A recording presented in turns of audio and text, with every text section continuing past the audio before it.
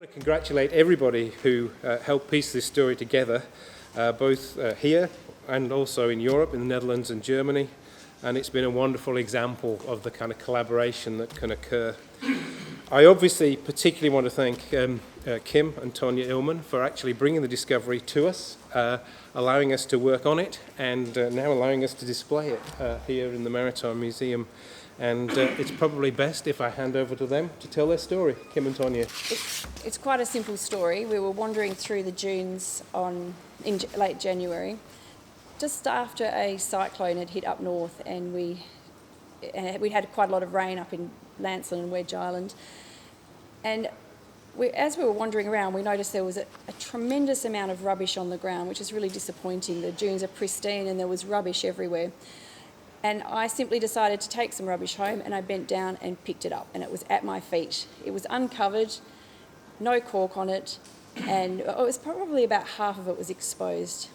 And I picked it up. At that stage, I realised my son was bogged, so I didn't look at the bottle. I just walked up to where my son was bogged and handed the bottle to his girlfriend while I helped retrieve his car. And she's the one who discovered the scroll in it. I could hear her talking in the background, and she was saying, "Oh, it's got a cigarette in it." And then she said, "No, I think it's a cigar." And then she tipped it out and realised it was a scroll, and that's when she showed it to me. And we were actually really busy at the time trying to retrieve the car because we were likely to lose it down a dune. So we put the scroll in the car. Bree actually took a couple of pictures of it, and then we took it home, and all the way home,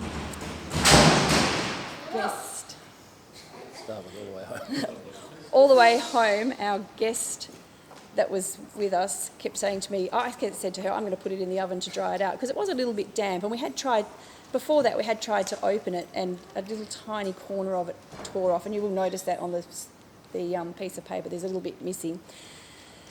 And she tried to convince me that that was a really bad idea, but I didn't listen, and I put it in the oven and dried it out. And we actually unrolled it. It unrolled perfectly that night, but we couldn't see anything on it. And we were confused by what it said, but we were really busy cooking dinner, so we didn't really think much of it. But what we were all intrigued by was the 18 on the date line. We were thinking 18, what could that mean? At that point, we thought it was a hoax, so we didn't think much of it. And the next day, I took it to a friend who's German, and he had a look at it and read it to me and I said to him, "Oh, it's a shame it's not written on." And he said, "It's definitely written on." And when we stretched the picture out that I was showing him, we could see the writing on it. So I went home and had a good look at it, and then we started doing some research. And it took about 3 days from there before I decided to... Actually, I think I might have rung Ross at the museum the next day, but it took me about 3 days to decide to send it through to him. So I had been doing some research because I continued to think it was a hoax. And then I don't think Ross actually believed me either. I think he was as dubious as we were. And then one evening I thought, I'll just send it to him and see what he says. And I think he responded almost immediately with a "I need to see it" response. And then from that point forward, Kim and Ross pretty much took over. So I'll hand you over to Kim, and he can tell you what happened from that point. I should say that it was quite a beautiful day at Wedge Island, windy as it always is, and where the bottle was found was about 50 metres from the high water mark. And it was, I imagine, covered by sand for many years, and it's just been exposed at some point, and fluke that Tonya happened to pick it up. So once we had this piece of paper, which had various fields handwritten in very faint ink, we could clearly see that it was sent on the 12th of June, but we couldn't work out exactly what year in 1800 it was. We could see the coordinates were 3249, 105, 25, and we did some work on that, and that put the boat at the time of jettisoning this bottle probably 900 kilometres due west of Mandurah, and it's travelled about 950 kilometres to the Wedge Island spot. We could see that the ship was, well, we couldn't see the P, we could see Orla, so we figured it was Paula or St. Paula, but we could find no evidence when we researched that. So that was a bit of a drama for a couple of days. The home port, we now know is Elsleth in Germany, but we could only see an E. We could only see an O for the captain's name, and we knew it was going from Cardiff to, we originally thought, Madagascar. Turns out it was Makassar. which is now Sulawesi in Indonesia. So we had all this basic information, and we toyed with it for a couple of days as to who we'd ring. And as Tonya mentioned, we did get on to the guys here at the WA Maritime Museum. We also contacted the National Maritime Museum, who were very keen to have a look at it as well, and we sent pictures off to both. Then we got a note back from Ross saying, yes, he's found a boat called the Paula, and we thought, wow, that's great, that's our first clue.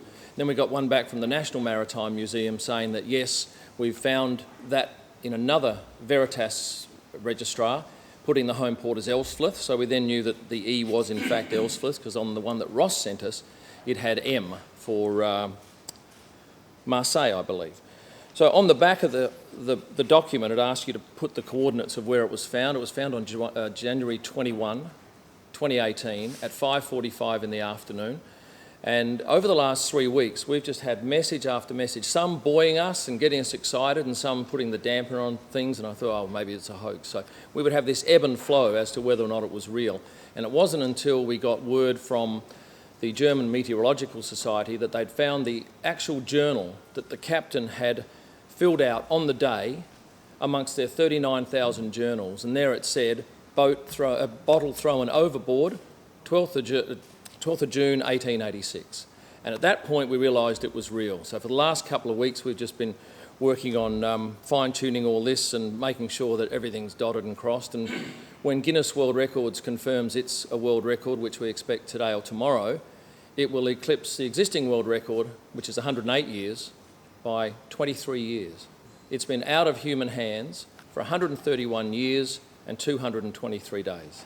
And we're very happy that the museum has accepted it, and they'll have it on loan from us for a couple of years, and it's open for everyone to have a look at. As Tonya said, when she first reported it, one of my jobs is any time a member of the public finds something on a beach, whether it's a shipwreck or a relic or something, we always look at it at face value and try and work out if it's a significant object.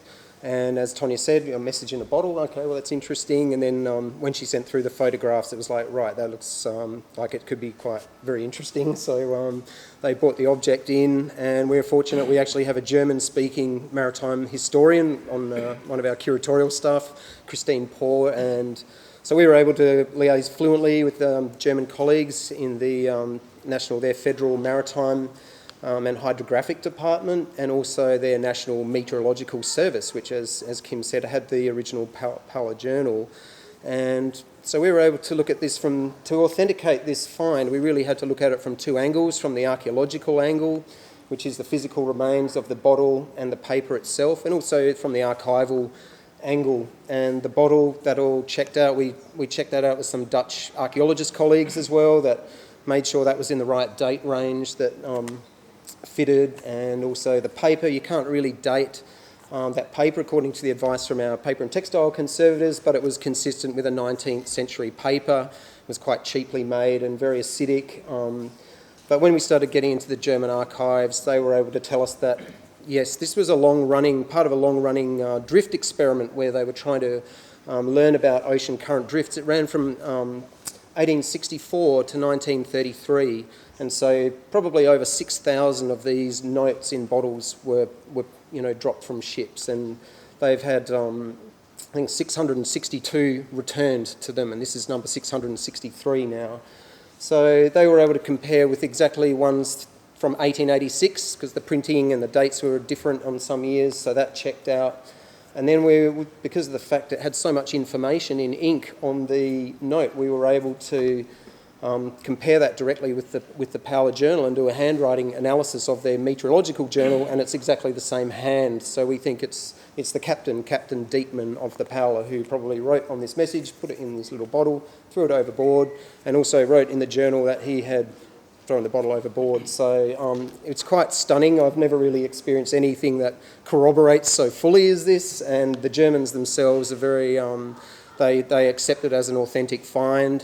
They said, look, there's no reason to believe their archives are very difficult to get into. They're not public, they're not online anywhere. It would be very difficult for someone to find that information and make a hoax-type situation. So on that basis, we have authenticated the find, and I think we're very happy to do so. So, yeah, that's it.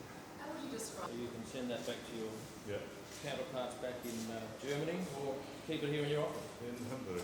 Thank you very much. They're good. Congratulations.